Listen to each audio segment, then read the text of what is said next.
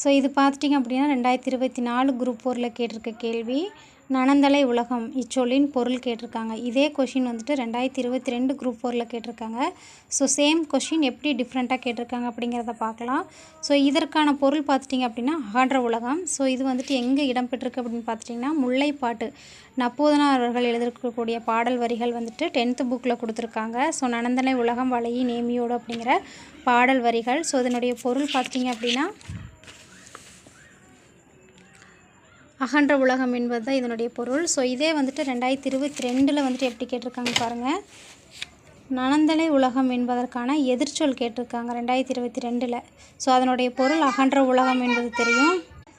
So இதில் பார்த்துட்டிங்க அப்படின்னா எதிர்ச்சொல் கேட்டிருக்காங்க. எதிர்ச்சொல் அப்படின்னா சிறிய உலகம் அப்படிங்கிறது தான் இதனுடைய எதிர்ச்சொல்.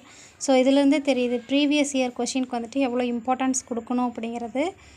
So thank you. நெக்ஸ்ட் வீடியோவில் பார்க்கலாம்.